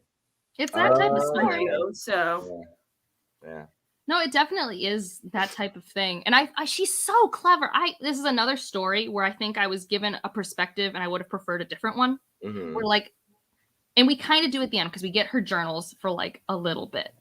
But like, we're not even with the consul, right? We're with the consul's ancestor. And he's just like a tool who's just like working for money. I wanted to see how she got to have such influence without being, because at first when they talked about like her influence and stuff, I thought that it had been made a hegemony nation, because I was like, how are you like in the Senate or whatever, all that stuff. So I wish we'd have seen that. It never really showed why. Yeah, we only got this like kid's perspective. Yeah, stupid Marin. I didn't like Marin either. I thought Marin was dumb. Yeah. So like I guess I don't think this is a perfect story. I think it's like a story that brings all of the pieces together of the other stories, and you're just like, phew. I didn't like the consul was a traitor. The problem, guys. I'm pro hegemony. Like I'm anti Technocore and I'm anti the ousters. I'm pro the hegemon. So these people are all anti hegemon. Well, remember in the detective story, you can't have the hegemony whatever without the AI. They are interlocked. If the AI leave, the humans. I'm pro the moderate faction that doesn't want to murder humanity. I'm not pro the stables. The stables are who you stables, like. Not the radicals that want to kill us all. There's and the unleash stables, the Shrike on humanity. volatiles, and the ultimates. Those are your three. Oh yeah. I'm pro nice AI that doesn't want to murder us all. Can we also just discuss, just for a quick second, how sometimes we have words, like made up words that are like actually kind of cool, and other times it's like the big mistake, the all thing, the volatiles. Like it's just like very. Wasn't the big mistake? Didn't the AI release a black hole? Yeah, the AI couldn't made it so that humans would be forced into space. So rude. Oh, it's so mischievous. Is the consul's opening of the time tombs what caused Rachel's sickness? Him pressing the device? Is that what caused it? I don't know. I don't know if she was there at the time. I don't know the timeline. Well, I mean, is the fact that he opened it and causing the stuff to leak out, is that what was able to? Yeah, we don't have the timeline. We don't have the time. Like, I don't actually know how many decades were between that moment and that. You could kind of guess, because if he had done it 20 years before that moment in the story where he's telling it, then that's about when she was there. But also you have time loss. So like whenever people are in the stupid thing, there's time debt. So it's really hard. Yeah, and because he's also been in the government like a long time by the time the story comes in, the hegemony consul, because he's been biding his time and working his way up the chain and everything, and having them trust Hyperion to him. Yeah. No, I like his spaceship. I mean, it was kind of like a thing where like the beginning of the story is very cute about like how everyone's told there's a betrayal. It's very like, what are those like murder mystery movies where someone in the closed circle mystery is the murderer and like everyone's told, and it's just very like ha ha ha. Yeah. And of course, the first perspective we see is the traitor. That shouldn't actually be the surprise, but the surprise is kind of all the other stuff. What's the time dilation? What's time dilation? Go ahead and fill us in.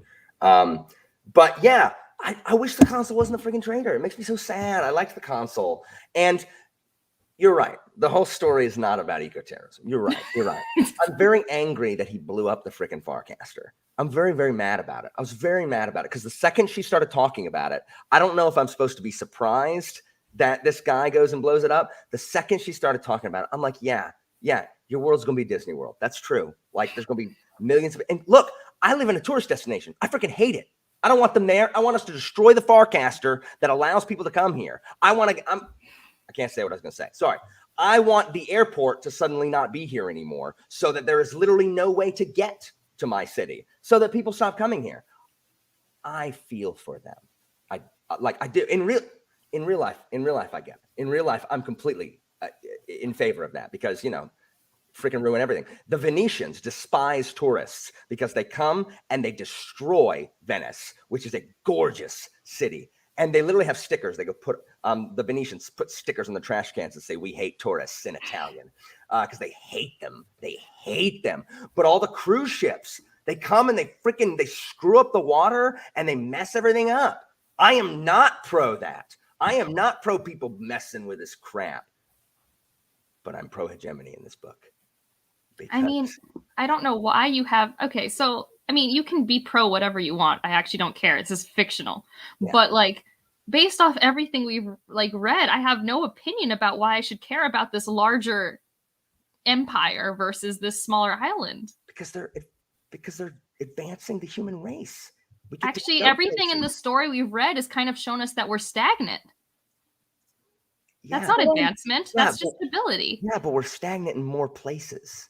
Okay, is that actually furthering the human race? Hold on, there's a quote in here that oh god. Right, because that's actually a conversation here. We're paused. So they're equating the hegemony to the ousters. They're equating the ousters to barbarians. Yeah. Barbarians, we call them, while all the while we timidly cling to our web like Visigoths, crouching in the ruins of Rome's faded glory and proclaim ourselves civilized. That's right. Crouching in Rome's faded glory. That's right. I'm just saying, I'm not. What happened to the Visigoths, Alan? Come on. They're dead. Yeah. Mm-hmm. Hegemony is going to die. The Visigoths, do not compare the Visigoths to the hegemony. The Visigoths. The book did it. Well, they did it wrong. I mean, the book obviously has an opinion. You don't have to agree with the book, but the book just told you its opinion. Well, I disagree with that opinion. I'm just saying, I mean, I don't actually know if I've been giving enough information to take a side, but I don't think anyone's been very honest on any front. Like, do we think Gladstone's telling the truth to anyone? No, she's a senator. I don't like her or any of the corporations. Screw that. Blah, blah, blah, blah, blah. I don't like them, but I like the hegemony. I don't like any of the people in charge of it, but I like. So you just like the idea of just like a bunch of humans who just exist perpetually in like social media space and can just like walk across planets. We don't even know what causes Farcasters to work. You don't think that's awesome? I think it's awesome, but I know from an energy perspective that there's probably a cost, and we have not been told the cost. Yeah. I mean, yeah, that's true. That's probably true. That's probably true. But the hegemony brought us into space. Brought us into space. No, AI forced us into space. We were already in space. The ousters left for space. Oh my gosh, the team ousters. No, they fly around in their monkey suits with their prehensile tails. And no, I don't like the ousters. You don't know enough to have an opinion about the ousters. Angela, I think you think I need way more information than I do to form an opinion. That is incorrect. I can form an opinion on the smallest amount of information. I will change it if I get enough information that makes me change my mind. But with the information I have currently, the ousters blow crap up from the hegemony. They steal people's spaceships. They're pirates. And the hegemony take over planets and slowly colonize them instead of just nuking them with war, because they're like, the hegemony is expanding the reach of mankind. Why is expansion good? Because there's too many people, and I don't like crowded spaces. It's been proven that there are too many people. They have to go somewhere. We have so many planets. Population control also. Okay, so I'm okay with population control too if they want to do that. If the hegemony wants to decimate its population and cull 1 out of every 10, I'm okay with that too. But I do think there is expansion for the sake of needing it initially, but then I think there just comes expansion for expansion's sake, and I think that's what we're seeing an example of for this planet that already has people on it. Yes, it's manifest destiny. Okay, you know? Why does everyone that I know go to Disney once a month? I don't do that. I'm talking about here. No, I mean, Leslie's not in the chat. We can't ask her. She goes like once a week. Do you know who colonized Maui Covenant? Leslie. That's people who need Disney. Well, I mean, all the also time. reading that thing, I'm sure neither of you have watched White Lotus, that new HBO show, but it hits different when you realize, oh yeah, we colonized Hawaii, and we just forget about that on a weekly basis. I'm sorry. I love Eric's comment about the Death Star. Yes. When I first saw Star Wars, I was so ticked off at the Rebels for blowing it up. The Death Star's awesome. Like, what is the... My favorite Star Wars movie, I kid you not, Rogue One. You know what, guys? Sometimes I root for the bad guy. Sometimes it sounds like always. That's not true. I root for Kelsier and Ven hardcore because the Lord Ruler sucks. And it really depends on how cool the good guys are. And you know who the good guys are in this story? Marin Asper or whatever. And I think it was his wife. I think she's the cool one, Siri, which also reading Siri out of context of iPhones, difficult. Really difficult.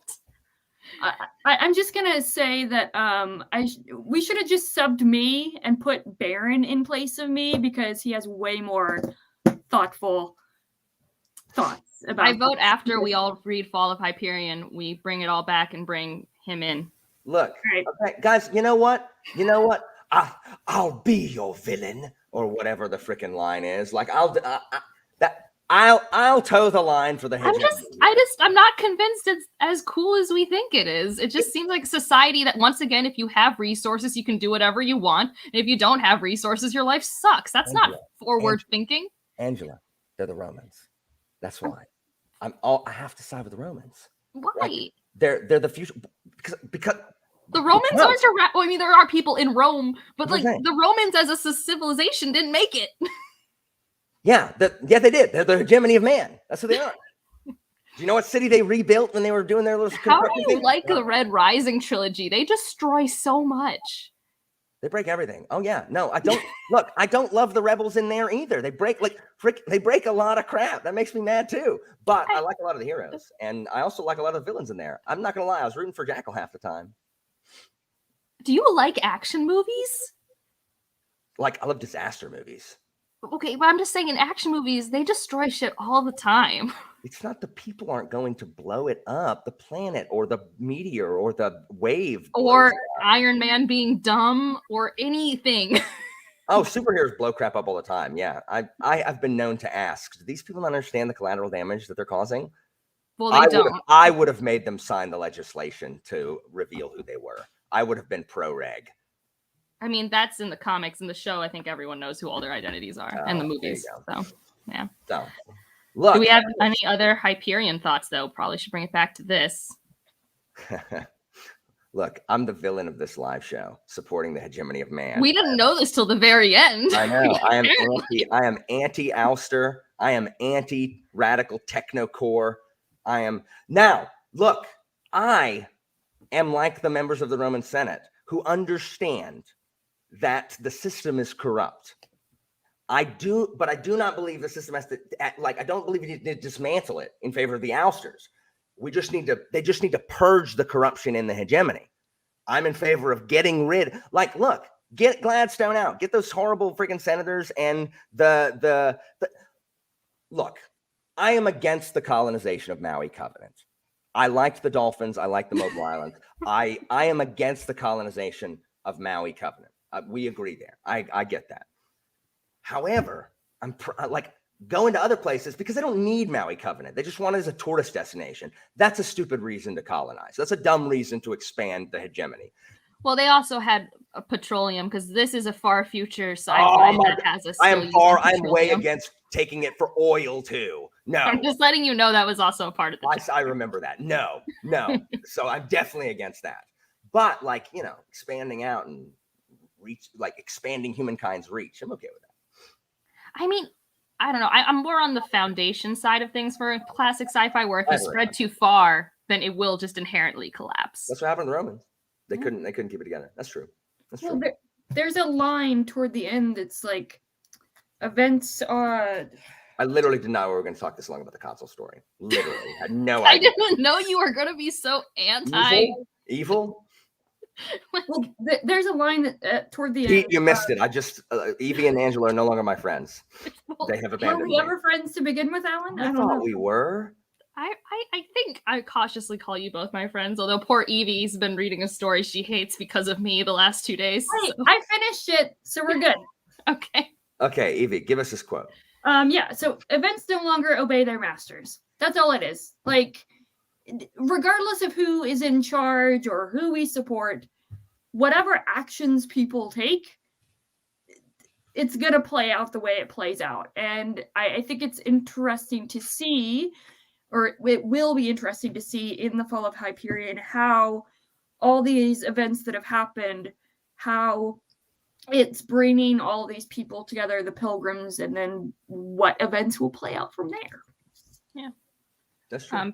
Pete, his hot take is hegemony good and indigenous and ouster folk bad. I didn't say the indigenous people were bad. I said the ousters and the techno. You were mad at them for fighting for their island because you just were like, but they were going to lose anyway. Yeah, but they came back and killed all of them when before it was just going to be their houses messed up and their world. Pragmatism is not a thing that always works out when your land's being stolen from you. Sometimes you just got to be passionate. And then they all died. That was a choice they made, or at least one man made, presumably with the backing of everyone else. Not his dad, right? Not Donald. Donald was like, I'm going to join the Senate. It's like, well, that wasn't his dad. That was his kid. It's the consul's dad. The consul's dad. Oh, okay. I thought we were talking about the dumb. Marin's son, consul's dad. Yeah. He was like, I'm not going to fight. I'm going to go try to convince them to not invade the thing. And hey, Pete's on our side too. You do have a hot take. I've never read Dune, so I don't know. Death is better than slavery. They weren't there to enslave the Maui covenants. Like, it's not the same thing. They weren't there to enslave the population. Define slavery, though. I was about to say slavery has many definitions. Yeah, they were there to install a portal so people could vacation on Maui Covenant and then drill for oil under their platform. But taking their land and they'd be forced to live to work any jobs that were available. The same thing as slavery. Like stealing. Well, okay, he changed it to slavery-ish, so we can move on. But I do think we define slavery in very binary terms so that we ignore other forms of slavery, such as our prison systems and stuff. I can acknowledge there's other forms of slavery. Like I was saying more we as a society, not you specifically. Like Cicero, even as far back as Cicero times, acknowledged wage slavery. Being enslaved to a wage. Sorry, Matt's common. Why would I apologize to people? Well, because obviously Maui is Hawaii. Maui Covenant's not Hawaii. Maui itself is an island, and there's also Maui. I'm talking about Maui Covenant. Look, guys. We've been discussing this whole book, how on the nose he is in naming things in Hyperion. Are we going to stop now? I've lost 200 subs in the last 20 minutes. You haven't, and even if you did, you've got more than me, so I don't feel bad. I don't know. Look, I don't know if Joseph here is mocking me or with you. Who knows? I don't know, but I'm not gonna lie. I did not predict where this was gonna go. I didn't realize that this was gonna take quite such a hostile turn. I thought I was. Well, you have content. So. I thought I was just gonna talk about something I didn't like, and it was gonna be done. I didn't realize we were gonna get I don't know. I didn't know you were pro hegemony. Yeah. I didn't know you were pro the imperialist empire. I mean, I thought you were revolutionary, Alan. You were for the rebels. I am both, Evie. This is the conflict that exists inside me. I am revolutionary, but he doesn't want his world to change. But I also have autism. So I prefer the hell I know to the hell that may be. Like I'd rather this than whatever that's going to be. Like I don't know if that's going to be worse. Oh, Pete, the story we're talking about is the last story, which we all forgot on before the reread, and that's the one where there's this kid who keeps working on the Farcaster, and so keeps having this weird romantic relationship over time with this indigenous woman, and it leads to them blowing up the Farcaster, and that's what Alan literally hates. I hate that. I hate it so much. Whenever I see it in anything, it made me mad in Final Fantasy VII when they blow up the Mako reactor. I'm so angry. I'm like, I don't like it. I don't like it. They were probably just a bunch of farmers. They were literally probably, regardless of what their actual occupation was, they were just people living their lives and they were doing fine. Guys, I cannot understand the duality that is inside me. I mean, that's fine. It makes good conversation and content. I am leaving soon, though, to go eat dinner. So. Oh, I suppose I should do the same thing. Guys, I'm so sorry this dragged on because I am apparently a horrible villain of a human being. I'm an oil baron, apparently. There Will Be Blood is a movie about my life. You sure you don't like the game Monopoly? It sounds like you like the game Monopoly. I hate it. And I also hate oil barons. But I don't know. It doesn't make any sense. My opinions have no consistency. So I'm gonna y'all give me something to think about. I'm gonna get off this and I'm gonna reevaluate my life. So okay. I mean, I will keep in mind this is a fictional book. It was just probably one of the more progressive takes he had in the book. But the hegemony of man. Angela. Yes, man. There was one main female character in this story, and he put her in a male role. Okay, yes, man. Well, you could be like, mankind. Like that includes women too. I would have preferred. He didn't know how to write a female character, so he put the female character in the role of a man in a noir story. Yeah, that's probably lame. I wish there would have been more female characters. I do agree with that. I definitely. I mean, it's fine, but like, I don't actually judge the book for it. That's like a classic issue with yes, guys, I apologize. I am of the cruciform, so that is what is causing my takes. Yeah. Not gonna lie, I actually do have scars on my chest that I have to scratch because they itch really bad. I have scars on my chest, so I do too. That's why I have the sympathy pains with the cruciform. Yes, we're of the cruciform. Okay. Anyway, I don't have one of those, so I'm pretty happy. Anyway, guys, thank you so much for joining me. Guys, if you are not subscribed to Angela and Evie, you're probably better off subscribing to them than subscribing to me and my terrible taking over planets for mankind's sake takes. But this has been an awesome discussion, guys. Thank you so much. Like, I would not have thought about half of this stuff if not for this discussion. Like, so I appreciate it. It's not linked below. I didn't actually set up the description of the video correctly, so I will make sure I do that. So you can find their channels down below if you're not already subscribed to them. Angela, Evie, thank you guys so much for joining me and talking about this book. And Angela, I hope you can get to Fall of Hyperion soon so we can discuss this. If we actually do when you start reading it, I will know to prioritize it. I'll let you know. Because I can read a little faster than you. Yeah. Evie, are you going to try to read it this month also? Yeah, if I have time. I mean, let's like assume somewhere mid to late November. Yeah. And then we can meet up again and talk about it. And then Baron can come and... I was going to say, Baron, you hear that? I mean, we'll text him or something. He can come and also... And it could just be, I'll dress in black for the next one. Especially, I know what happens a little bit in the next one. I'm like, what are Alan's hot takes gonna be? I'll dress in black and get I'll get one of those tree-shaped air fresheners, and I'll just burn it like on air, like hegemony of man. Sorry, it's ridiculous, guys. Please still be my friend. Thank you guys for watching, and enjoy the rest of your Wednesday evening, guys. You also, I'm just going to broadcast and we can wrap up afterwards. Bye, guys.